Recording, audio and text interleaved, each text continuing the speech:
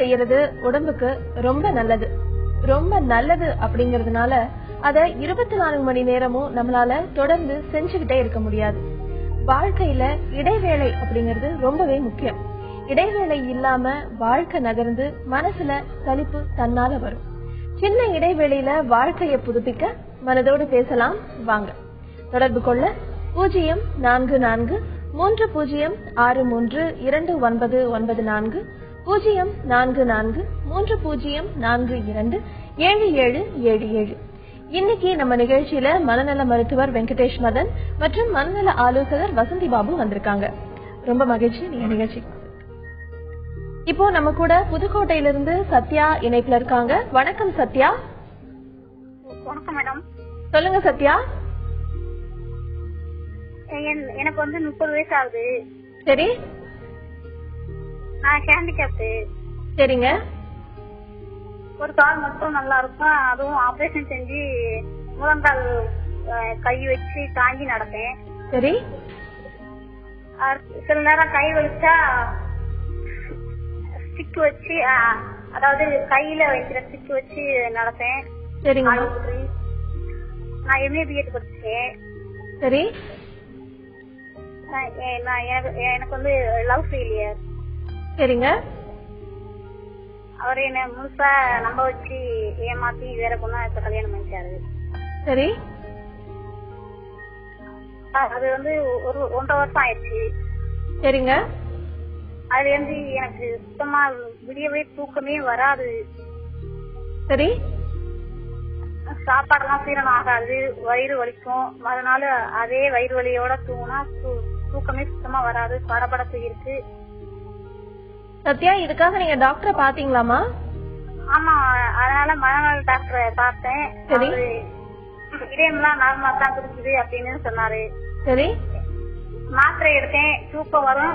தூக்கம் வந்தா வயிறு சுத்தமா வலிக்கிறது நின்றும். சரி.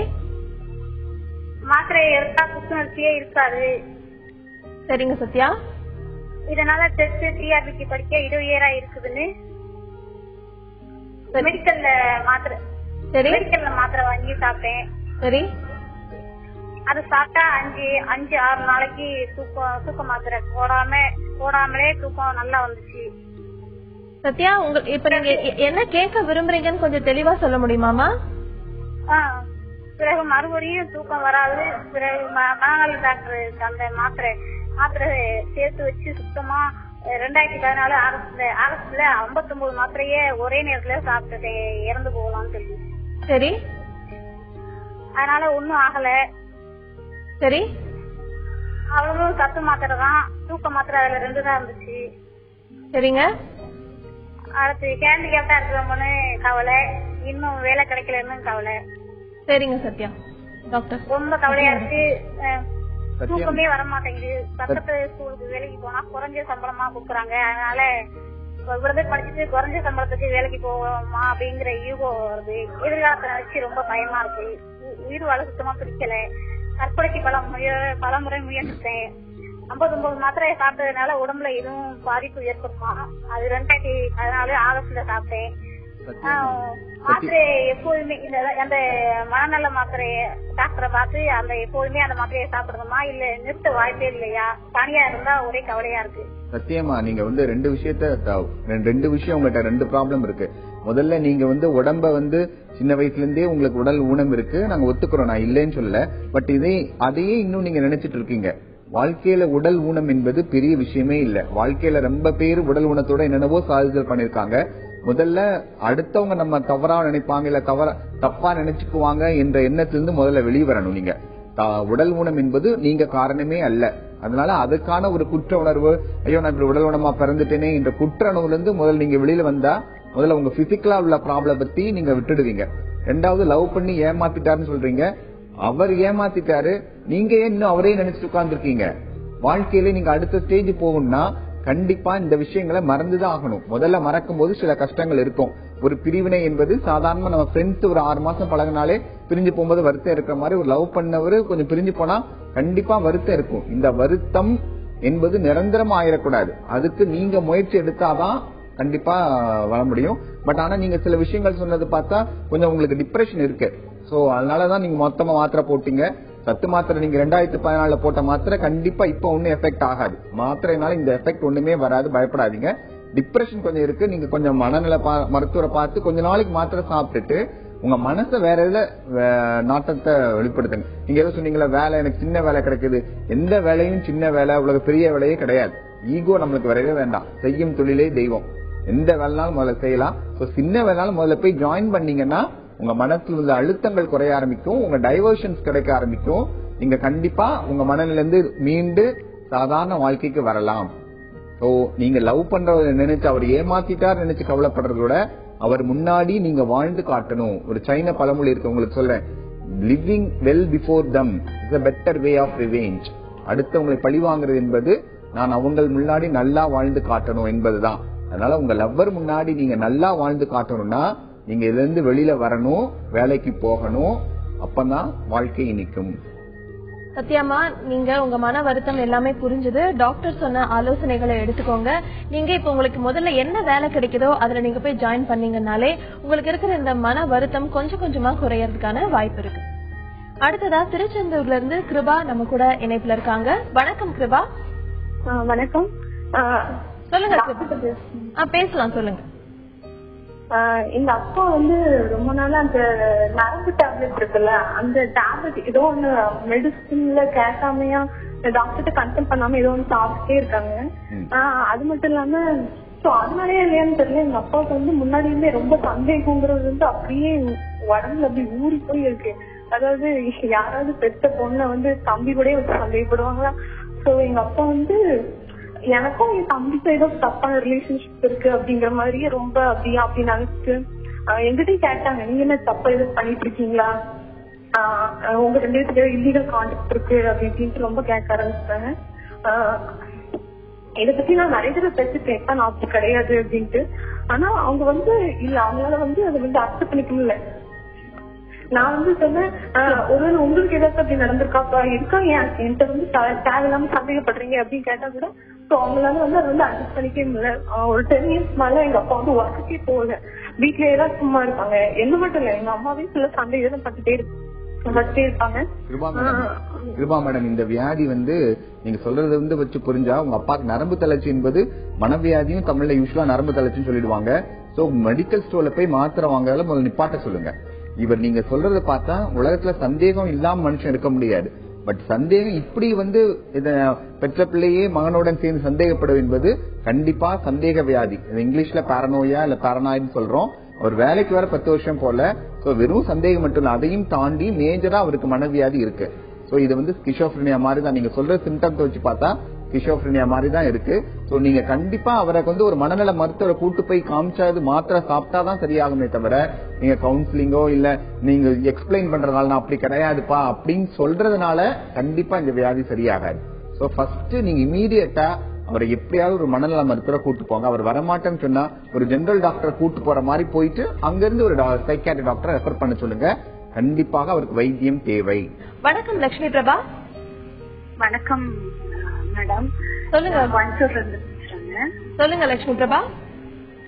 எனக்கு வந்து 6-7 வருஷமா வந்து காதுல குரல் கேட்டுட்டே இருக்குங்க. சரி.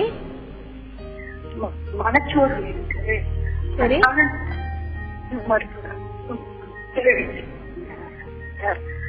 லட்சுமி பிரபா பேரு வந்து சொல்லுங்க சொல்லுங்க. மருந்து பேர் வந்து அரிஃபேன்சி 50. எனக்கு வந்திருக்கிற நோய் பத்தி நான் தெரிஞ்சுக்கலாமா?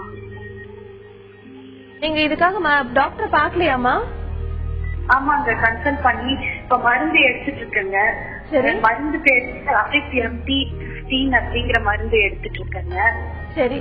அது வந்து எத்தனை நாளா எடுத்துக்க வேணும், இன்னைக்கு லைஃப் லாங்கா நான் எடுத்துக்கணுமா அப்படிங்கறது எனக்கு டாக்டர் கேட்டு தெரிஞ்சு. லட்சுமி பிரபாமா, நீங்க வெறும் காதுல குரல் கேக்குது, எப்போ கேக்குது? தொடர்ந்து இருக்கா இல்ல விட்டு விட்டு இருக்கா? விட்டு விட்டு இருக்கு. இந்த வியாதி 7 வருஷமா உங்களுக்கு தொடர்ந்து இருக்கா, அதுவும் விட்டு விட்டு வருதாமா? அது வந்து விட்டு விட்டு வருதுங்க சார். அப்புறம் எந்த வேலையிலும் கொஞ்சம் கவனம் இருக்க மாட்டேங்குதுங்க. அதனாலதான் உங்ககிட்ட கன்சல்ட் பண்ணலாம். இல்லம்மா, இந்த மாதிரி வியாதி வரும்போது அந்த ஒரு 2 மாசம் 4 மாசம் இருக்கா இல்ல ஒரு 5 ஒரு வருஷம் ஃபுல்லா இந்த வியாதி இருக்கா உங்களுக்கு? வருஷம் ஃபுல்லா இருக்குங்க சார். ஓகே, என்ன காதுல குரல் கேக்குது, என்ன சொல்லுது உங்களுக்கு யூஸ்வலா? யாரும் பேசிட்டே இருக்கிற மாதிரி இருக்கு. ஓகேமா, இத வந்து நீங்க சொல்றது பார்த்தா இது மேஜர் சைக்கோசிஸ் தான். அதாவது இது இந்த வியாதி பேரு ஸ்கிசோஃப்ரெனியா நாங்க இங்கிலீஷ் சொல்றோம், இல்ல சைக்காட்டிக் சொல்லலாம், சைக்கோசிஸ் தான். பட் இந்த மாத்திரை எடுக்கிறதுனால உங்களுக்கு காதுல குரல் கேட்கறது குறையலன்னா, சப்போஸ் நீங்க இப்ப நாம பேசும்போது இருக்கு அத மாதிரி கேக்குதா இல்ல தெளிவில்லாம கேக்குதாமா? தெளிவில்லாம கேக்குது. நீங்க வந்து என்ன பண்ணலாம்னா, நம்ம வாக்மேன் மாதிரி காதுல வச்சுக்கிறது, இல்ல டிஸ்ட்ராக்ஷன் பண்ணிக்கிறது, அந்த மாதிரி இதை சவுண்டா வேற ஏதோ இந்த நிகழ்ச்சியில இருந்தீங்கன்னா இந்த காதுல குரல் கேட்கறது குறைய ஆரம்பிக்குமா. சம்டைம் மாத்திரை போட்டும் சில பேருக்கு குறையாத பட்சத்துல நம்ம டிஸ்ட்ராக்ஷன் பண்ணிக்கிட்டீங்கன்னா, அதாவது காதுல வைப்போது ஒரு பாட்டை வச்சு கேட்டுக்கோங்க, இல்ல டிவி பாருங்க சத்தமா போட்டு, இல்ல வாக்மேன் வச்சு கேளுங்க, ஒரு ரேடியோ வச்சு கேட்டீங்கன்னா அதனுடைய காதுடைய பேசினுடைய குரல் தாக்கம் குறைவா இருக்கும். மத்தவங்களோட நீங்க போய் யூஸ்வலா மிங்கிள் ஆகுங்க. தனிமை இருக்கிறத கொஞ்சம் குறைங்க. தனிமை இருக்கும்போது இந்த மாதிரி குரல் கேட்கறது ரொம்ப இருக்கும். சோ தனிமை இருக்கிறத குறைங்க. மாத்திரை தொடர்ந்து போடுங்க. இந்த அரிப்பிபென்டி நல்ல மாத்திரை தான், ஒன்னும் தப்பு ஒண்ணும் இல்ல, பெரிய ஒண்ணு இல்ல. தொடர்ந்து போடனாலும் நீங்க சுகர் வியாதி இருக்கு மாத்திரை போடுறோம் அதே மாதிரிதான் இது. சோ கண்டினியூ பண்ணுங்க, பயப்பட தேவையில்லைமா. லட்சுமி பிரபா, டாக்டர் சொன்ன மாதிரி இப்ப நீங்க எடுத்துட்டு இருக்கிற மாத்திரைகளை தொடர்ந்து சாப்பிடலாம். அது போக நீங்க பாட்டு கேட்கறது, டிவி பாக்குறது, இல்ல உங்களுக்கு பிடித்தமான விஷயங்களை செய்யறது, அந்த மாதிரி உங்களை நீங்க ஈடுபடுத்திக்கோங்க. அடுத்ததா கிருஷ்ணகிரியில இருந்து கிருத்திகா நம்ம கூட இணைப்புல இருக்காங்க. வணக்கம் கிருத்திகா. வணக்கம் மேடம். சொல்லுங்க கிருத்திகா. மேடம், நாங்க வந்து லவ் மேரேஜ் பண்ணிக்கிட்டு 5 வருஷம் இருக்கேன். சரி. நான் வந்து முஸ்லீம், எங்க வீட்டுக்காரர் வந்து தமிழ். இத வருஷம் நல்லா தான் இருந்தோம், பிரச்சனை இல்ல. ஆனா அவர் இப்போ வந்து டெய்லி குடிக்கிறாரு. குடிக்கிறது பத்தி தப்பா எதனா அந்த குடிக்காத உடம்பு கிட்ட எதனா அவர் வந்து இந்த மாதிரிலாம் சொன்னா வந்து குடிக்கிறது இல்ல. அது பிடிக்காத விஷயங்களை பேசினாலே கோவப்படுவாரு. அதே அவர் கோப்பெல்லாம் அவரை விட்டுட்டா கம்முன்னு நல்லா இருக்கிறாரு. அது எப்பவுமே அன்பால தான் இருக்காரு. அவர் மேல நானும் அன்பா இருக்கேன், அதே மாதிரி நானும் எங்க சப்போர்ட் எங்களுக்கு இல்ல. நானும் அவரும் தனியா அவரையும் நினைச்சு நல்லா தான் காப்பாத்தி இருக்காரு. ஆனா நடுவுல எதனா இந்த மாதிரி பேசினா மட்டும்தான் பிரச்சனை வரும். அதுவும் வந்து லைஃப்னா அவங்க வேணும்ன்றதுனால தான் நான் வந்து இதெல்லாம் சொல்லுவேன். ஆனா அவர் அதை ஏத்துக்க மாட்டாரு. அந்த ஒரு விஷயத்தை தவிர நான் மத்த எது பேசினாலும் மற்றபடி எல்லாமே நல்லா பாத்துக்குவாரு. ஆனா குடிக்காரு, ஆன்ஸ் போடுவாரு, டெய்லியும் வந்து குடிப்பாரு. அதெல்லாம் குடிக்காம கஷ்டமா இருக்கு அப்படின்னு சொன்னா 2 பொண்ணுங்க இருக்காங்க எனக்கு. இப்பதான் செகண்ட் பொண்ணு பிறந்த 2 மாசம் ஆச்சு. இனிமேலன்னா அவரா மாறிடுவாரு அப்படின்னு நம்பினேன். ஆனா இன்னுமே குடிக்கிறாரு, காலையில எழுறது இல்ல. எவ்வளவுக்கு எவ்வளவு பர்ஃபெக்டா இருந்தாலும் அவ்வளவுக்கு அவ்வளவு கொஞ்சம் கொஞ்சமா கம்மியாமே இருக்காரு. அது எதிர்காலத்துல எதனா பிரச்சனை வருமானு பயமா இருக்கு. பெத்தவங்க வந்து கண்ணு முன்னாடிதான் இருக்காங்க, ஆனா பாக்குறது இல்ல. மத பிரச்சனை அவங்களுக்கு மாறணும், ஆனா எங்களால மாற முடியாது. எங்க வீட்டுக்கார் சொல்லிட்டாரு, அவர் என்ன அவளையோ நானும் அதே வழியில தான் வாழ்வேன் அப்படின்னு சொல்லிட்டு அவங்க முன்னாடி நான் வந்து அப்படியே தான் இருக்கேன். அது வந்து நான் காப்பாத்தணும்னு நினைச்சேன். அதுக்கு என்ன பண்றதுன்னு தெரியல. எப்படி பேசினா அவர் மாறுவாரு, அதுக்காக தான் நான் வந்து ரொம்ப நாளா ட்ரை பண்ணேன். சரிங்கம்மா. வசந்தி பாபு. கிருத்திகா, நீங்க வந்து உங்க கேள்வியிலே பதிலும் வச்சிருக்கீங்க. நீங்க ஏன்னா நல்லபடியா பாத்துக்கிறாரு, எந்த பிரச்சனையும் இல்ல, ஒரு தந்தையா எல்லா கடமையும் பண்றாருக்காரு. சோ இந்த விஷயம் ஏன் ஆரம்பிச்சதுங்கறத ஆராயதை விட நீங்க எப்படி கண்ட்ரோல் பண்ணலாம், கட்டுப்படுத்தலாங்கிறத பாக்கணும். ஏன்னா நீ வந்து விருப்பப்பட்டு கல்யாணம் பண்ணிட்டீங்க, உங்க அப்பா அம்மா எல்லாத்தையும் மீறி நீங்க வேணும்னு சொல்லி மதம் விட்டு மதம் மாறி கல்யாணம் பண்ணவரு. அப்படிங்கிறப்போ அவங்க அந்த பாசம் வந்து கட்டாயம் மனசுல இருக்கும், அன்பும் இருக்கும். சோ அவருக்கு ஏதோ ஒரு சின்ன ஒரு ஏமாற்றமோ இல்ல அவருக்கு ஒரு டிப்ரெஷன் ஏதோ ஒண்ணு இருக்குது. அத வந்து நீங்க உங்க அன்பால ஏன் குடிக்கீங்க, குடிச்சு வர்றீங்க சத்தம் போட்டு பண்ணாம அன்பா உட்காந்து மெதுவா பேசுனீங்கன்னா அவர் ஓபன் பண்ணுவாரு. அந்த ப்ராப்ளம் வந்து பினான்சியலா இருக்கலாம், இல்லன்னா ஒர்க் பிளேஸ்ல வந்து பாஸோட ஏதாவது ப்ராப்ளமா இருக்கலாம், இல்ல ஃப்ரெண்ட்ஸுக்குள்ள ஏதாவது விஷயமா இருக்கலாம், இல்ல அவர் உள் மனதுக்குள்ள உடம்புக்குள்ள வெளியே சொல்ல முடியாத நிறைய விஷயங்கள் அப்படி இருக்கலாம். சோ அதை வெளியே கொண்டு வர வரைய ஒரே பொறுப்பு வந்து உங்க கையில இருக்கு. அது என்னன்னு கண்டுபிடிச்சு வெளியே கொண்டு வந்தீங்கன்னா, நீங்க அன்பா கொண்டு வந்துட்டீங்கன்னா நிச்சயமா தடுக்கிறதுக்கான காரணம் நிறைய இருக்கு. நீங்க அவங்க அப்பா அம்மா டிபெண்ட் பண்ணி இருக்கிறதுல உங்க குழந்தைகளை முன்னிறுத்தி, இது உங்க குழந்தைங்க, நம்ம குழந்தைங்க, நம்ம வந்து நாளைக்கு நல்லா கொண்டு வரணும்னு சொல்லிட்டு அந்த பிள்ளைகளை முன்னிறுத்தி கொண்டு போனீங்கன்னா எதுக்கும் மயங்காத ஒரு மனிதர் தான் குழந்தை, அது பெண் குழந்தைங்கிறீங்க, அந்த குழந்தைக்கு வந்து நிச்சயமா கட்டுப்படுவாரு. சோ இது ஒரு நல்ல வெப்பன் கூட சொல்லலாம் உங்களுக்கு. இந்த பொன் குழந்தைய வச்சு அவங்க அன்பும் உங்க அன்பும் ரெண்டையும் நிறைய அழுத்து கொடுத்தீங்கன்னா அதை நாடி போற அவசியமே இருக்காரு. நீங்க நினைச்சா நிச்சயமா உங்க கணவனை திருத்தி, நல்ல கணவன் உங்களுக்கு நல்லாவே தெரியும், அந்த ஒரு சின்ன பழக்கம் தேவையில்லாத பழக்கம் திருத்தி நல்ல கணவனாக, நல்ல தந்தையாக, தாய் தந்தைக்கு நல்ல மகனாக கொண்டு வர வேண்டிய பொறுப்பு உங்க கையில தான் இருக்கும். உங்களால முடியும், நீங்க பண்ணுங்க, வெற்றி கிடைக்கும் உங்களுக்கு. கிருத்திகா, வசந்தி பாபு சொன்ன விஷயங்கள் எல்லாம் எடுத்துக்கோங்க. நீங்க உங்க கணவர்கிட்ட மனம் விட்டு பேசுங்க. அவருக்கு என்ன பிரச்சனை இருக்கு அப்படிங்கறத கேட்டு அதை எப்படி தீர்க்கலாம் அப்படிங்கறதுக்கான முயற்சியை நீங்க பண்ணலாம். டாக்டர், இப்போ நமக்கு முன்னாடி ஒரு 2-3 காலர் சொன்னாங்க மெடிக்கல் ஷாப்ல மாத்திரை வாங்கி சாப்பிட்டோம். இப்போ ஃபீவர், ஹெட்ஏக் அதுக்கு சாப்பிடுறது ஓகே, பட் மனம் சம்பந்தப்பட்ட விஷயங்களுக்கும் அந்த மாதிரி போய் கேக்குறது எந்த அளவுல இல்ல? என்னோட இதுவே வாதமே அப்படிதான். அதாவது ஃபீவர், ஹெட்ஏக்ல எந்த மெடிசனுக்குமே டாக்டர் பிரிஸ்கிரிப்ஷன் பண்ணாம வாங்கி சாப்பிடுறது ரொம்ப ரொம்ப தப்பு. ஏன்னா அதுல நம்ம ஃபீவர் நம்ம நினைச்சு போறது வேற ஏதாவது ஃபீவரா இருக்கும். நம்ம சாதாரண ஒரு வைரல் ஃபீவர் நினைச்சு போவோம், அது மலேரியாவா கூட இருக்கும். சோ ஃபீவர் மட்டும் அது குறைச்சிரும், மலேரியல் இன்ஃபெக்ஷன் உள்ளே இருந்துட்டே இருக்கும். அதே மாதிரிதான் எந்த ஒரு நோய்க்கும் டாக்டரை கன்சல்ட் பண்ணாம மருந்து வாங்கி சாப்பிடுவது என்பது ரொம்ப ரொம்ப தப்பு. அது மனவியாதி, தூக்கம் வரேன்னு சொல்லணும்னா அவங்க ஏதாவது கொடுத்துருவாங்க. நம்ம இந்த மாதிரி தூக்க மாத்திரைகள் எல்லாம் சீக்கிரம் அடிக்ஷன் உண்டாக்கிடும். நம்ம ஒரு 10 நாள் போட்டா அடுத்த 12 நாள் நம்மளுக்கு போடணும்னு தோண ஆரம்பிக்கும். அவங்க எந்த மாத்திரை கொடுக்குறாங்க நம்மளுக்கு தெரியாது. நம்ம யூஸ்வலா பேர் கூட கேட்க மாட்டாங்க. தூக்க மாத்திரம்னா அவங்க எழுதி கொடுக்கணும், வாங்கிட்டு வந்துருவோம். சோ கண்டிப்பா டாக்டருடைய ஆலோசனை இல்லாம மெடிக்கல் ஷாப்ல எந்த மாத்திரையும் வாங்கி போடக்கூடாது. ஃபாரின்ல இதுக்கான ரூல்ஸ் தனியா இருக்கு. இந்தியாவில் அந்த மாதிரி பாசிபிலிட்டி இல்ல. சம்டைம் அது முடியாது, ஏன்னா பாப்புலேஷன்ல ரொம்ப ஃபேக்டர் இருக்கிறதுனால. பட் முடிஞ்ச வரைக்கும் நம்ம டாக்டருடைய அறிவுரை இல்லாம மாத்திரை எடுத்துக்கிறத அவாய்ட் பண்றது ரொம்ப நல்லது. நிச்சயமா. அடுத்ததா திருச்சியில இருந்து அஞ்சுகம் நம்ம கூட இணைப்புல இருக்காங்க. வணக்கம் அஞ்சுகம். வணக்கம் மேடம். சொல்லுங்க அஞ்சுகம், நீங்க எதை பகிர்ந்துக்க போறீங்க? மேடம், என்னோட பையன் 2 பசங்க. என்னோட பெரிய பையன் இப்ப 9th படிச்சுட்டு இருக்கான். சரி. அவன் படிக்கிறான், ஆனா பேப்பர்ல எதுவுமே எழுத மாட்டான். மார்க் அது எனக்கு ரொம்ப கஷ்டமா இருக்கு. வீட்டுல அதான் படிக்கிறான், சில்லு சில்லுன்னு கோவப்படுறான், சில்லுன்னு கோவப்படுறான். அது எனக்கு ரொம்ப கஷ்டமா இருக்கு. பையன் இங்க படிச்சு சொல்றத பேப்பர்ல எழுதுறதே இருக்கு. அது ஏதாவது பிரச்சனையா இல்ல அதனால சாப்பிட்டுருந்தா எனக்கு அது என்னங்கிற தெரியல.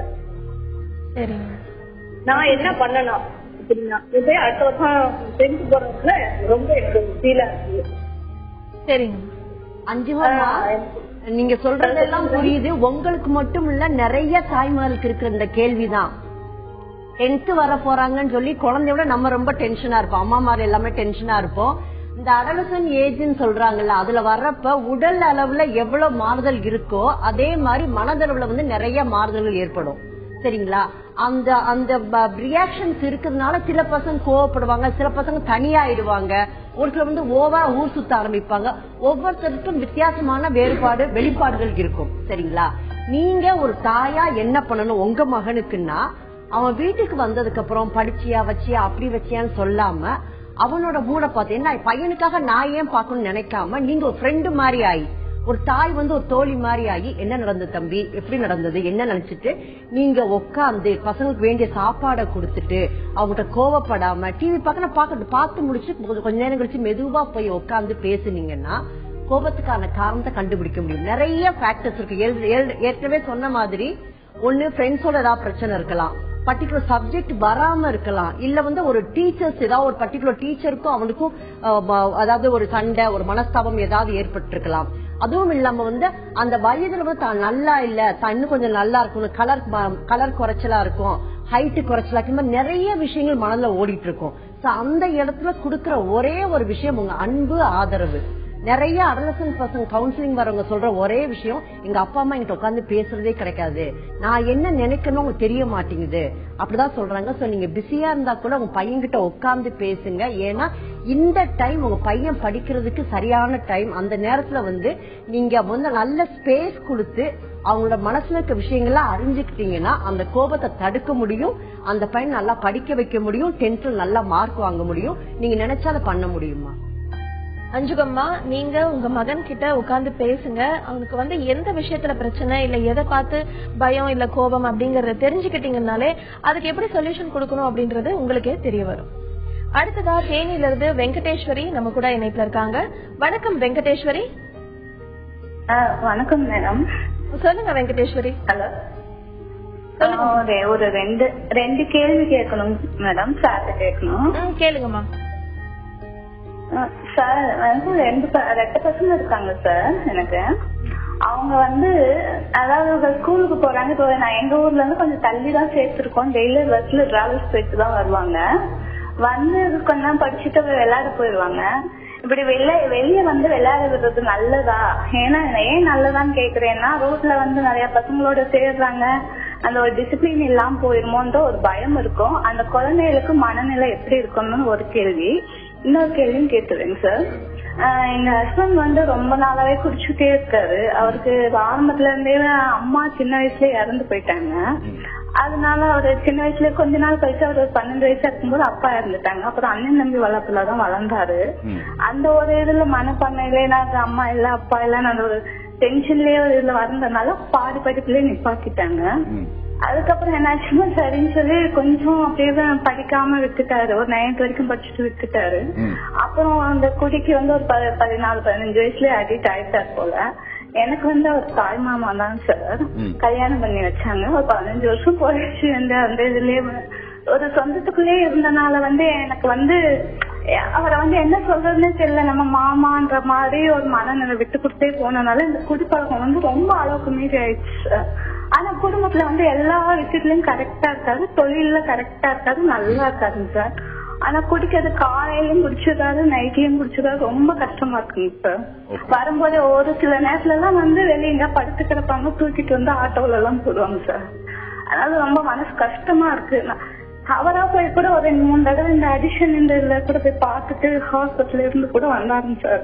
இன்னும் வந்து அந்த இது வந்து இது இல்லாம ஒரு 4 நாளைக்கு நல்லா இருக்கா, அப்புறம் ஸ்டார்ட் பண்ணிருக்காரு. இதே நான் இருக்காருங்க சார். எனக்கு என்ன செய்யறதுன்னு புரியல. எனக்கு குழந்தை இருக்கு, அது பார்த்தா சுகர் வேற அதிகமா இருக்கு. எல்லாம் ஹாஸ்பிட்டல்ல காமிச்சு சொன்னா எதுவுமே இது பண்ண மாட்டாருங்க சார். அதுக்கு ஒரு நல்ல தீர்வா கொடுங்க சார். ஒரே ஒரு கொஸ்டின் இது மட்டும் சார். அதான் வெளியே இருந்து இந்த போதை பழக்கத்தை நிப்பாட்டுறதுக்கு நிறைய சொல்றாங்க. அத வந்து அவர் தெரியாம வாங்கி கொடுக்கலாமா? அது கொடுக்கறதுனால ஏதாவது பிரச்சனை வருமானது மட்டும் கொஞ்சம் தெளிவா சொல்லுங்க. வெங்கடேஷ், 2 கொஸ்டின். முதல் கொஸ்டின் கேட்டீங்க இல்லையா, குழந்தைங்க கண்டிப்பா பிசிக்கல் ஆக்டிவிட்டி கண்டிப்பா பண்ணணுமா? கண்டிப்பா விளையாட விடணும். அப்படி இல்லைன்னா ரொம்ப கஷ்டம். நல்ல பழக்கம் விளையாட விடுறது. பிசிக்கலா விளையாட விடுறதோட டிவி பாக்குறதோட பிசிக்கலா விளையாட விடுறது ரொம்ப நல்ல பழக்கம். நீங்க வெளியில போய் கெட்ட பழக்கம் படிச்சுக்குவான்னு பயப்படுறீங்க. உலகத்துல என்னைக்குனாலும் அவன் போய் வெளியே தான் போய் ஆகணும். சோ இன்னைக்கு படிக்கலாம், நாளைக்கு படிக்க போறாங்க அந்த கெட்ட பழக்கத்துல.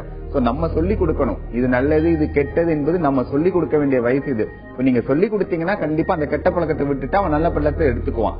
பிசிக்கல் ஆக்டிவிட்டி நாட் ஓன்லி உடம்புக்கு நல்லது, மனசுக்கு நல்லது. கான்சென்ட்ரேட் பண்ண முடியும், நல்லா படிக்க முடியுமா?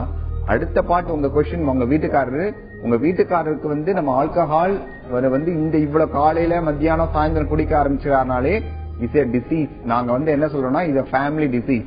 ஆல்கஹால் இஸ் ஏ குடும்ப நோய். அதுக்கு வந்து வெறும் பழக்கம் மட்டும் காரணம் இல்லாம அவருக்கு இப்ப மூளையிலும் சில ரசாயன மாற்றங்கள் ஏற்பட்டிருக்கும். சோ இது வந்து பயாலஜிக்கலாவும் ப்ராப்ளம் வந்திருக்கும், சைக்கலாஜிக்கலாவும் ப்ராப்ளம் வந்திருக்கும், சோசியலாவும் ப்ராப்ளம் வந்திருக்கும். Bio psycho social. சோ கண்டிப்பா அவருடைய மோட்டிவேஷன் இல்லாம தண்ணி அடிக்கிற நிப்பாட்டுவது ரொம்ப கஷ்டம். ஆனா நீங்க என்ன பண்ணணும்னா, இதை நீங்க எப்படி சுகர் வியாதியை வைத்தியம் பண்றீங்களோ அதே மாதிரிதான் வைத்தியம் பண்ணாதான் இந்த தண்ணி ஆல்கஹால் இருந்து தண்ணி அடிக்கிறது இருந்து நம்ம அவரை காப்பாற்ற முடியும். அவருக்கு தெரியாம மாத்திரை கண்டிப்பா வாங்கி கொடுக்க கூடாதுமா. அதுல என்ன கலந்திருப்பாங்கன்னு தெரியாது, நாளைக்கு அது உயிருக்கு ஆபத்தா மாறிடலாம். சோ நீங்க 15 வருஷம் வெயிட் பண்ணிட்டீங்க. சோ மாத்துங்க அவரை. சோ இத டிசீஸ் சொல்லி அவர் கொண்டு வைத்தியம் பண்ணுங்க, கண்டிப்பாக மாற்றங்கள் வரும். அடுத்ததா சேலம்ல இருந்து கார்த்திகா நம்ம கூட இணைப்புல இருக்காங்க. வணக்கம் கார்த்திகா. ஹலோ. வணக்கம் காளிதாஸ். ஹலோ மேடம், வணக்கம் மேடம். சேலத்துல பேசுறேன் மேடம். சொல்லுங்க காளிதாஸ். மேடம் ஒரு 5 மாசத்துக்கு முன்னாடி மேடம் அது நெஞ்சு வலின்னு சொல்லி டாக்டர் போனோம் மேடம். சரி.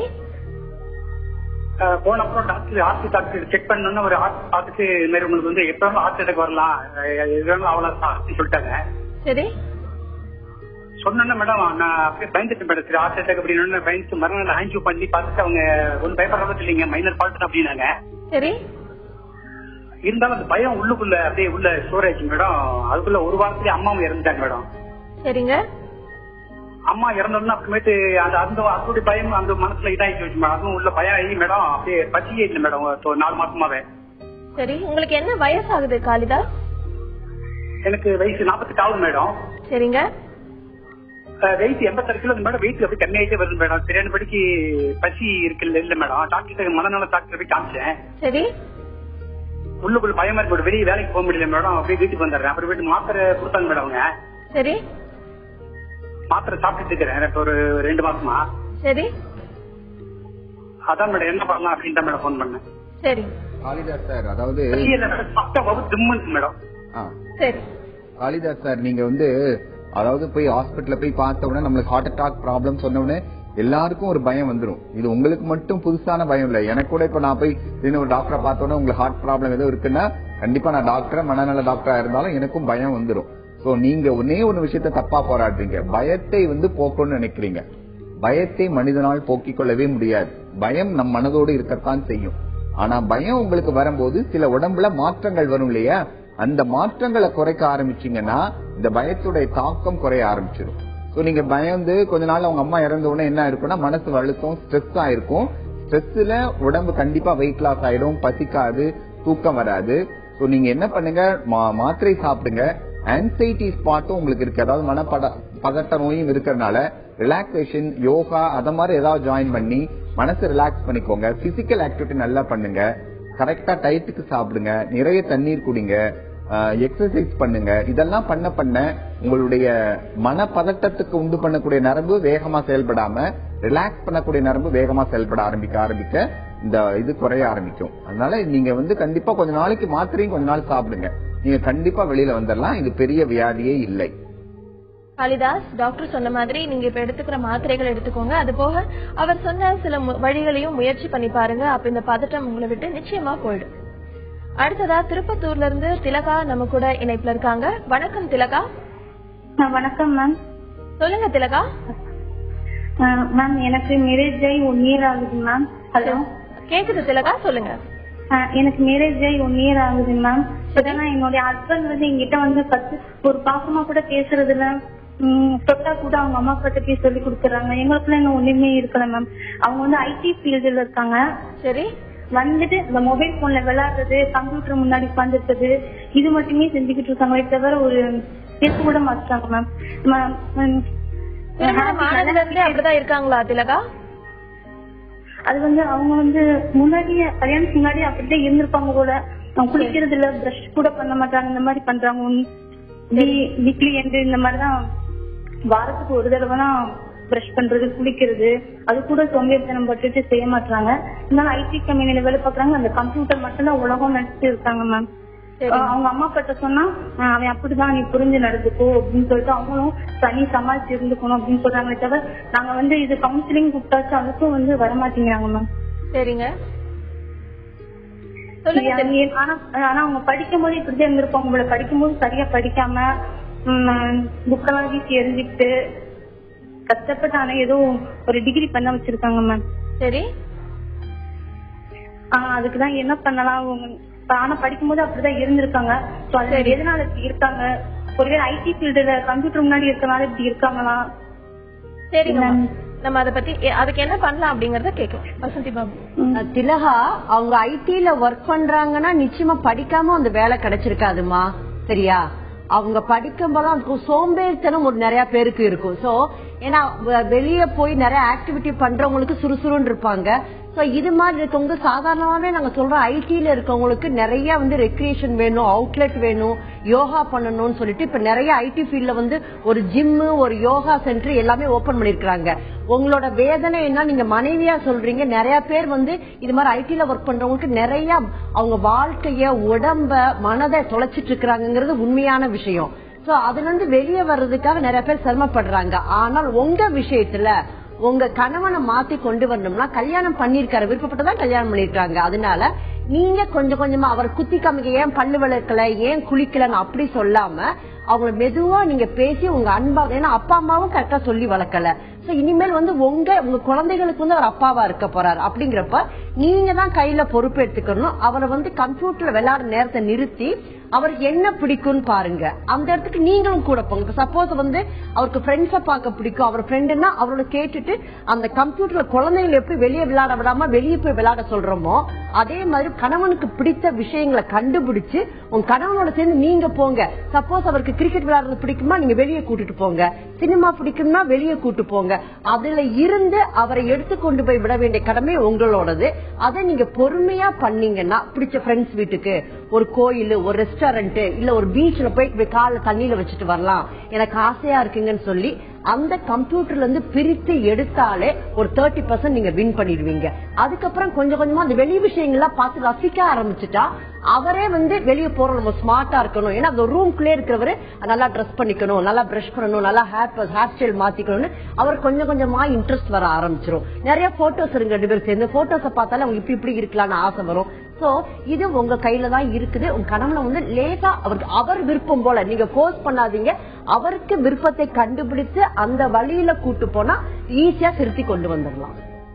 திலகா, வசந்தி பாபு சொன்ன மாதிரி நீங்க உங்க கணவர் கிட்ட இருக்கிற குறைகளை மட்டும் பார்க்காம அவருக்கு பிடித்தமான விஷயங்கள் என்னென்ன அப்படின்னு தெரிஞ்சுக்கிட்டு நீங்களும் அவர் கூட சேர்ந்து அந்த மாதிரியான விஷயங்கள்ல ஈடுபட்டீங்கன்னா நிச்சயமா இந்த மாதிரி இருக்கிற உங்க கணவர் நீங்க விரும்புற மாதிரி மாறிடுவார். அடுத்ததா சென்னையில இருந்து குமார் நம்ம கூட இணைப்புல இருக்காரு.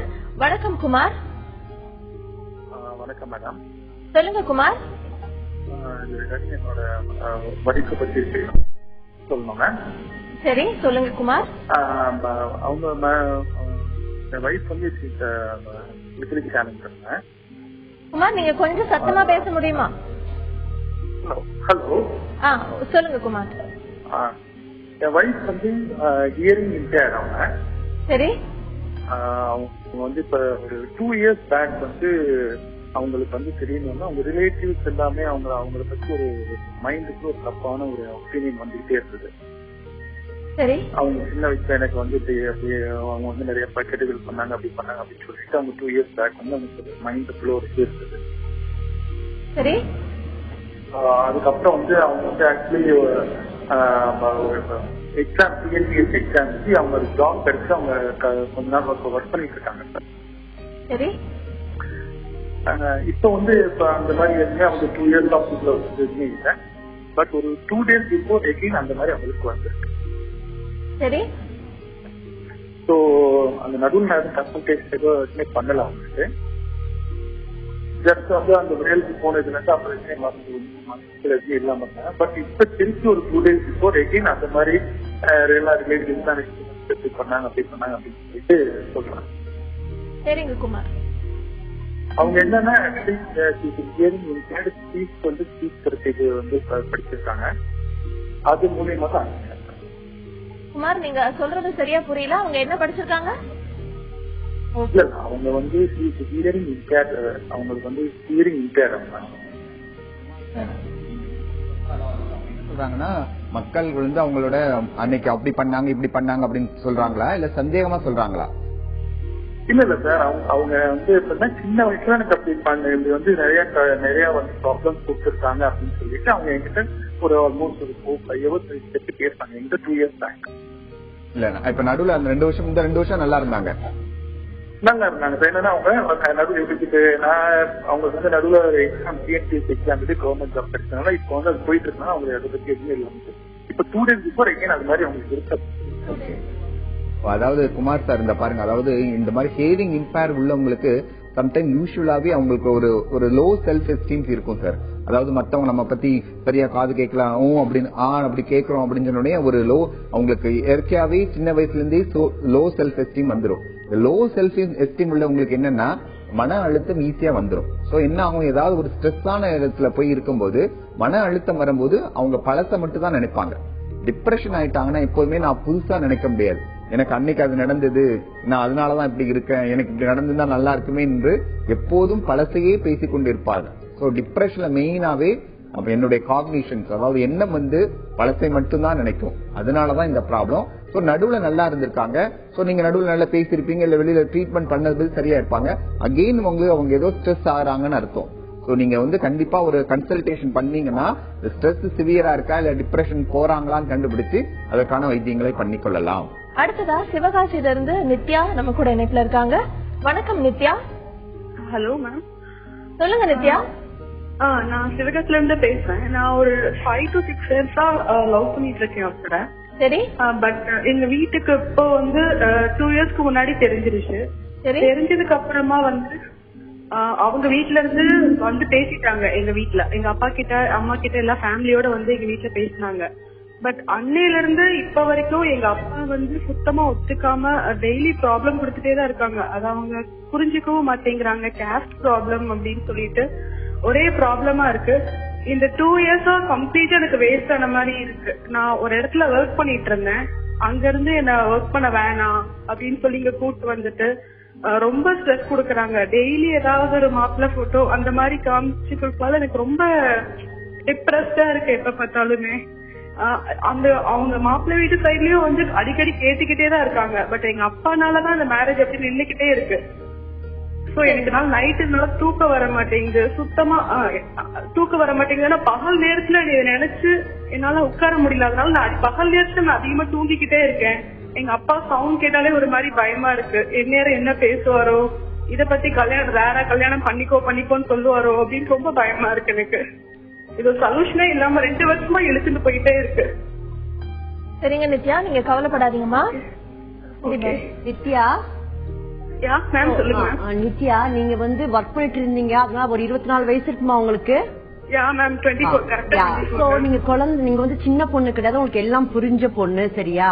நீங்க விருப்பப்பட்டவரை கல்யாணம் பண்ண தவறு கிடையாது. ஆனா பெற்றோரோட சம்மதத்தோட பண்ணணும்னு நீங்க ஆசைப்படுறீங்க. சரிங்களா? அப்படி போராடணும்னா உங்க வந்து உடலை விட மனசுல தைரியம் இருக்கணும் நித்யா. சரியா? உங்க அப்பா மட்டும்தான் பண்றாங்க, அம்மா மத்தவங்களும் ஹெல்ப்ஃபுல்லா இருக்காங்களா? கூட பிறந்தவங்க யாராவது? இல்ல மேம், அதாவது வந்து எங்க அம்மா வந்து அப்பா ஓகே வந்து எங்க அம்மா ஓகேன்னு தான் சொல்றாங்க. பட் ஆனா எங்க ஃபேமிலி வந்து ஜாயிண்ட் ஃபேமிலி மேம். எனக்கு அடுத்து 2 சித்தி பொண்ணுங்க 2 பேர் இருக்காங்க. சோ அவங்களை காட்டி பயமுறுத்துறாங்க. நீ இந்த மாதிரி இன்டர் காஸ்ட்ல மேரேஜ் பண்ணிட்டு போயிட்டானா அவங்களை யாரு கல்யாணம் பண்ணிப்பாங்கன்னு ரொம்ப எமோஷனல் பிளாக்மெயில் பண்றாங்க. செத்து போயிருவோம், அப்பா அப்படி விட மாட்டாரு, அந்த மாதிரி பண்றாங்க. என்னால வேற இதுல நான் வந்து இப்ப ஹையர் ஸ்டடிஸ் அப்ளை பண்ணிருந்தேன் மேம். அது கூட என்னால பண்ண முடியாம இந்த பிரச்சனையே இழுத்துட்டு இருக்காங்க. நல்லா புரியுது நித்யா. அதுல வந்து ஆக்சுவலா பேரண்ட்ஸையும் குறை சொல்ல முடியாது. ஏன்னா அவங்க சமுதாயத்துக்காக பாக்குறாங்க. உங்க மேல விருப்பம் இல்லாம கிடையாது. நீங்க வேற எதை போயிட்டு மத்தவங்க சொல்லுவாங்களோ என்னமோதான் பாக்குறாங்க. பட் உங்களை பொறுத்த வரைக்கும் நிச்சயமாக அந்த நீங்க விருப்பப்படுகிற அந்த நபர் வந்து ஒரு தைரியசாலியா இருந்து உங்களை நிச்சயம் வச்சு காப்பாத்துவாருன்னா நீங்க அம்மாவை கூப்பிட்டு சொல்லுங்க, நான் வேற கல்யாணம் பண்ணிக்க மாட்டேன், அவரை தான் நான் பண்ணிப்பேன் நானு, இல்லாட்டா நான் இப்படியே இருக்கிறேன்னு சொல்லிடுங்க. அப்படி சொல்றப்ப அவங்களுக்கு வந்து அவங்க மேல பாசம் ஒரு அந்த பொண்ணு வந்து நம்மள மீறி போக மாட்டா, நம்மளோடதான் இருப்பான்னு தைரியம் வந்ததுன்னா. ஆனா இதுக்கு வந்து ரொம்ப மன தைரியம் வேணும். நீங்க காலையில தூங்கிட்டு இருக்கேன், பயப்படுறேன், நடுங்குறேன்னு இல்லாம நீங்க உங்களுக்கு ஒரு ரெக்ரியேஷன் பாட்டு கேட்கறதோ உங்க மனதை வந்து நீங்க மாறுபட பைங்க. ஒரு பெரிய பிரச்சனை வர்றதுக்கு அதை தாங்கிறதுக்கு உங்க மனது உடல் 2ஐயும் வந்து நீங்க வலுப்படுத்தி வச்சுக்கோங்க நித்யா. ஏன்னா அது கல்யாணங்கிறது ஒரு பெரிய போராட்டங்கிறத சந்தோஷமான விஷயம். அதுக்குள்ள போனா நீங்க ரொம்ப ஃப்ரெஷ்ஷா இருக்கணும், அழகா இருக்கணும், சந்தோஷமா இருக்கணும். அப்படிங்கிறப்போ நீங்க உங்க அப்பா ஒருவேளை மாறி வரலாம், அதுக்கான சந்தர்ப்பம் சூழ்நிலை வரலாம் அப்படின்ற பாசிட்டிவ் திங்கிங்கோட அன்ப ஒரு வெப்பனா வச்சுட்டு போராடுங்க. நான் உங்களை விட்டு போக மாட்டேன், ஆனா நீங்க தான் எனக்கு கல்யாணம் பண்ணி கொடுக்கணும், அந்த பையனுக்கு தான் கல்யாணம் பண்ணி கொடுக்கணும்னு அழுத்தமா இருந்தீங்கன்னா நிச்சயமா இன்னும் ஒரு 4 மாசமோ 5 மாசமோ என்ன வேணாலும் நடக்கலாம், நல்ல விஷயங்களே நடக்கலாம். நித்யா, நீங்க சோர்வடையாதீங்க, தைரியமா இருங்க. அப்பா அம்மாவை எதிர்த்து பண்ணாம அன்பால கட்டி போட்டு நீங்க அந்த பையனை கல்யாணம் பண்ணிக்கணும் நாங்க வாழ்த்து சொல்றோம். நித்யா, வசந்தி பாபு சொன்ன மாதிரி நீங்க அந்த விஷயங்கள் எல்லாம் நீங்க முயற்சி பண்ணி பாருங்க. நீங்க உங்க அம்மா கிட்ட நீங்க பேசி பாருங்க, நான் வந்து இவரை தான் கல்யாணம் பண்ணிக்க விரும்புறேன் அப்படின்னு உங்களுடைய விருப்பத்தை அவங்க கிட்ட கிளியரா எடுத்து சொல்லி பாருங்க. அடுத்ததா கோவையிலிருந்து விஜய் நம்ம கூட இணைப்புல இருக்காரு. வணக்கம் விஜய். வணக்கம் மேடம். Good afternoon doctor. சொல்லுங்க விஜய். ஓகே, எனக்கு 9 இயர்ஸ் கேர்ள் பேபி ஒருத்தி இருக்கா. நல்லா படிக்கிறா, நல்லா ஆக்டிவா இருக்கா, எந்திரிச்சிருந்து தூங்குற வரைக்கும். அவளுக்கு என்ன ஒரு 2 டவுட் டாக்டர்னா, ஒண்ணு வந்து நைட் தூக்கத்துல வந்து பயங்கரமா பல்ல வெறுகிறாங்க டாக்டர். இந்த பல்ல கடிச்சுக்குவாங்க இல்லைங்களா, அந்த மாதிரி நல்லா பல்ல வெறுகிறா ஒண்ணு. 2வது வந்து என்னன்னா பெட்ல யூரின் போயிடுறா. அது வந்து ஒரு நிறைய நாள் வந்து நான் வந்து 1 மணிக்கு அலாரம் வச்சு எடுத்து விட்டுடுறேன். அதுல அந்த அன்னைக்கு ப்ராப்ளம் இல்ல. ஏதாவது ஒரு நாள் மிஸ் ஆகி நான் கொஞ்சம் ஃப்ரீயா தூங்கிட்டேன்னா அந்த அன்னைக்கு பெட்ல யூரின் போயிடுறான். இது வந்து இந்த யூரின் போறது வந்து ஒரு 6 months தான் இந்த ப்ராப்ளம் அவளுக்கு இருக்கு. அதுக்கு முன்னாடி வரைக்கும் நார்மலா இருந்தா. இந்த பல்லு வருகிறது கூட இந்த 6 months தான் ஸ்டார்ட் ஆயிருக்கும்னு எனக்கு ஒரு டவுட்டா இருக்கு. நீங்க என்ன சொல்யூஷன்? இது வரைக்கும் நான் டாக்டரை பாக்கல, பாக்கணுமா இல்ல ஏதாவது டிசீஸ் மாதிரியான்னு சொல்லுங்க டாக்டர். நான் டிவியில பாத்துக்கிறேன். தேங்க்யூ. 6 மாசமா ஏதாவது ஸ்ட்ரெஸ்ஸா இருக்கா உங்க பொண்ணுக்கு? ஓகே, 6 மாசம், அதாவது இவர் சொன்ன ப்ராப்ளம் வச்சு பார்த்தா 2 விஷயம் இருக்குது. கண்டிப்பா அந்த யூரின் போறது வந்து 9 வயசுல 6 மாசமா இருக்குன்னா நாங்க வந்து செகண்டரி எனுரிசிஸ் சொல்றோம். பிறந்ததுல இருந்தே சில சமயம் சில குழந்தைங்களுக்கு இருக்கும். அது ஏஜிங் மெச்சூர் ஆக சில குழந்தைங்களுக்கு 5 வயசுல யூஸ்வலா நிக்க வேண்டியது 12 வயசு 11 வயசுல நிக்க ஆரம்பிச்சிடும். பட் சில குழந்தைங்களுக்கு இப்படி ஒரு 9 வயசுல ஒரு நல்ல இவ்வளவு நாள் இல்லாம திடீர்னு ஆரம்பிக்குன்னா ஸ்கூல்ல ஏதோ பிரச்சனை இல்ல ஸ்ட்ரெஸ், வீட்டுல ஏதோ அவங்களுக்கு ஏதோ இருக்குன்னா சம்டைம் இந்த மாதிரி ஆரம்பிக்கும். என்னன்னா 6 மணிக்கு மேல தேவையில்லாத தண்ணி கொடுக்க கூடாது. கண்டிப்பா படுக்கிறதுக்கு முன்னாடி யூரின் போயிட்டு வந்துதான் படுக்கணும். மார்னிங் அதே மாதிரி கொஞ்ச நேரம் அடக்கி வைக்க பழகணும். வந்த உடனே போக கூடாது. ஒரு 5 நிமிஷம் 10 நிமிஷம் பிளாடர் அந்த ட்ரைனிங் கொஞ்சம் கொடுத்துட்டு அது மாதிரி போகணும். அவர் ஆல்ரெடி பண்றாரு. 1 மணிக்கு அலாரம் வச்சு எழுப்பி வைக்கலாம். சோ இத பண்ணீங்கன்னா இது பரப்படியா குறையும். பட் நீங்க எதுக்கும் ஒரு நடுவுல ஏதாவது ஸ்ட்ரெஸ் இருக்கா நீங்க கொஞ்சம் உங்கள்கிட்ட பொண்ணுகிட்ட பேசுங்க. நாங்க டூத் கிரைண்டிங் அது வந்து பெரிய விஷயம் ஒண்ணு இல்ல. அது வந்து சில குழந்தைங்களுக்கு நார்மலாவே இருக்கும், போக போக சரியா போயிடும். ரொம்ப அதனால ப்ராப்ளம் இருக்கு, நாளைக்கு என்னாமல் ஏதாவது பிரச்சனை வருதுன்னா டென்டல் டாக்டரை பார்த்து ஒரு கேப் மாட்டிக்கிட்டீங்கன்னா இந்த பிரச்சனை குறைய ஆரம்பிச்சிடும் சார். விஜய், டாக்டர் சொன்ன மாதிரி உங்க மகளுக்கு ஏதாவது ஸ்ட்ரெஸ் இருக்கா, எதை பார்த்தாவது பயப்படுறாங்களா அப்படிங்கறத நீங்க கேட்டு தெரிஞ்சுக்கிட்டு அதுக்கப்புறமா இதுக்கான முடிவை என்ன பண்ணலாம் அப்படிங்கறதுக்கான முடிவை நீங்க எடுக்கலாம். அடுத்ததா சேலம்ல இருந்து செல்வம் நம்ம கூட இணைப்புல இருக்காரு. வணக்கம் செல்வம். Hello ma'am. சொல்லுங்க செல்வம். என் தங்கச்சி பையனுக்கு. சரி சொல்லுங்க. தங்கச்சி பையன் இருக்காங்க, ஸ்கூலுக்கு போக மாட்டான், அழுகுறான். உங்க தங்கச்சி பையனுக்கு எத்தனை வயசு ஆகுது செல்வம்? 7 years. சரி சொல்லுங்க. நல்லா ஸ்கூல் போயிட்டு இருந்தான். சரி. இப்ப புதுசா ஒரு ஸ்கூல்ல சேர்த்தது. சரி. போக மாட்டேங்கிறான், அழுதுகிட்டே இருக்கான். டெய்லி அவங்க அம்மா அடிக்கிறாங்க. ஏன் போக மாட்டேங்கிறாருன்னு கேட்டீங்களா செல்வம்? ஸ்கூல் பிடிக்கல, ஒவ்வொன்னும் ஒவ்வொரு காரணம் சொல்லிக்கிட்டே இருக்கான். சரிங்க. இல்ல செல்வம், அந்த வயதுல வந்து சின்ன வயசுல விளையாடிட்டே இருக்க பசங்க வந்து புது இடத்துல எடுத்து போடுறப்ப பசங்க நிறைய பசங்களுக்கு வந்து அது பிடிக்காம போயிடும். அதுக்காக வந்து நம்ம அடிக்க ஆரம்பிச்சோம்னா வீடும் பிடிக்காம ஸ்கூலும் பிடிக்காம போயிரும் குழந்தைகளுக்கு. ஏன்னா அந்த வயதுல வந்து சின்ன பிஞ்சு மாதிரி இந்த குழந்தைங்க மனசு இருக்கும். அங்க பிடிக்காதனாதான் நம்மகிட்ட வந்து சொல்லுது. நம்ம உட்காந்து பேசி அங்க ஃப்ரெண்ட் இருக்கிறாங்கன்னா அந்த போய் நம்ம கூட போய் அங்க இருக்க பசங்க பேரெல்லாம் கேட்டு வச்சுக்கிட்டு நீ செல்வத்துக்கு எப்படி பேசு, ராஜுக்கு எப்படி பேசுன்னு உட்காந்து அவங்களுக்குள்ள ஃப்ரெண்ட்ஷிப்பை ஏற்படுத்தி விடணும். அவங்க அம்மா கிட்ட பேசி சாயந்தரம் ஸ்கூல் முடிஞ்சதுக்கு அப்புறம் அவங்க வீடு பக்கத்துல இருந்தா அங்க போய் விளையாட விட்டோம்னா எப்ப ஒரு புது ஃப்ரெண்ட் அந்த கிளாஸ்லயே கிடைக்குதோ அப்ப பசங்க விருப்பப்பட்டு போக ஆரம்பிச்சிருவாங்க. இதெல்லாம் வந்து கொஞ்சம் டைம் எடுக்கும், வேற வழி இல்ல, நமக்கு பொறுமை வேணும். ஏன்னா குழந்தைகளுக்கு வந்து பிடிக்காத விஷயங்கிறது அந்த வயசுல ஒன்னும் தெரியாது. ஏன்னா கள்ளமில்லாத வயசு அப்படிங்கிறப்ப அவங்களோட விளையாட தெரிந்த முகம், வீடுல இருந்து போறப்ப தெரிந்த முகம் தேவைப்படுது. தெரிந்த முகம் வந்து நம்ம ஏற்படுத்தி கொடுத்துட்டோம்னா நிச்சயமா குழந்தைங்க ஹாப்பியா போவாங்க. தயவுசெய்து வீட்டுல அடிக்காதீங்க. உங்க தங்கச்சிட்ட உங்க சிஸ்டர்கிட்ட சொல்லுங்க, அரவணைச்சு சொல்லி கொஞ்சம் எஃபர்ட் எடுக்கணும். எடுத்தோம்னா அந்த பையன் ஹாப்பியா ஸ்கூல் போகும், அந்த பிரச்சனை ஈஸியா சால்வ் ஆயிடும் உங்களுக்கு. செல்வம், வசந்தி பாபு சொன்ன மாதிரி நீங்க உங்க தங்கச்சி கிட்ட சொல்லுங்க, குழந்தைய அடிக்காம அவர் கூட பேசி யாரெல்லாம் ஃப்ரெண்ட்ஸ் அப்படிங்கறத தெரிஞ்சு அவங்க கூட போய் விளையாட விடுறது, இல்ல நீங்களும் அவங்களும் ஸ்கூல்ல போய் அவங்க பேரண்ட்ஸ் கிட்ட பேசுறது, இந்த மாதிரி பண்ணா நிச்சயமா இந்த ஸ்கூலுக்கு போக மாட்டேன் அப்படின்னு அழமாட்டாரு உங்க தங்கச்சி மகன்.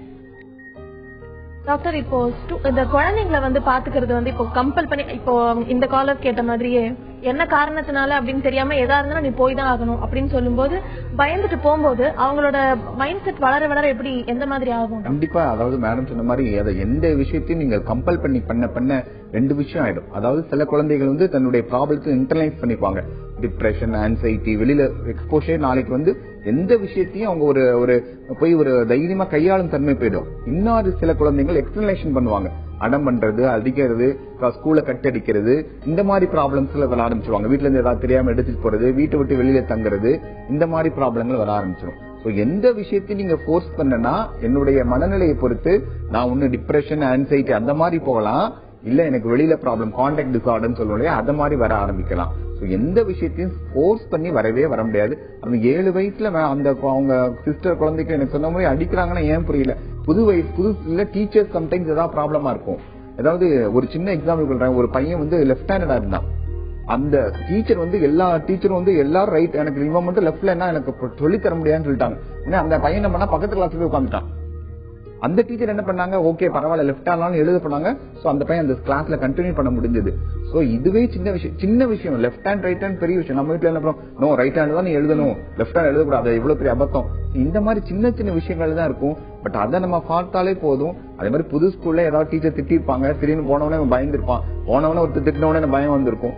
போய் பேசுறது இல்ல, கூடவே முதல்ல கொஞ்ச நாள் என்ன பண்ணா பேரண்ட்ஸ் வந்து கூட போய் ஜாலியா கொஞ்ச நாள் ஸ்கூல்ல இருந்துட்டு அதுக்கப்புறம் ஸ்கூல் பெல் அடிச்ச பிறகு வர்றது, இந்த மாதிரி விஷயங்கள்லாம் பண்ணாங்கன்னா கொஞ்சம் நல்லா இருக்கும்னு நினைக்கிறேன். நம்ம நிகழ்ச்சிக்கு வந்து நேர்களோட கேள்விகளுக்கெல்லாம் ஆலோசனைகள் வழங்குனீங்க. நன்றி டாக்டர் வெங்கடேஷ் மதன். நன்றி வசந்தி பாபு. நிலப்பரப்புல பயனே இல்லாம இருக்கிற ஒரு பள்ளம் கூட பெரிய மழைக்கு அப்புறமா நீர்த்தேக்கமா மாறிடும். மனசும் அப்படிதான். அழகான நினைவுகளை நிரப்பி வெற்றிடமா இருக்கிற வாழ்க்கை மகிழ்ச்சி தேக்கமா மாற்றினோம்னா அது நம்மள பல நாள் மகிழ வைக்கும் ஒரு ஆதாரமா இருக்கும். மனசுல இருக்கிற வெற்றிடத்தை அழகான நினைவுகளால நிரப்ப தொடர்ந்து மனதோடு பேசலாம். மீண்டும் நாளை சந்திக்கும் வரை உங்களிடமிருந்து விடைபெறுவது அன்புடன் ரேவதி.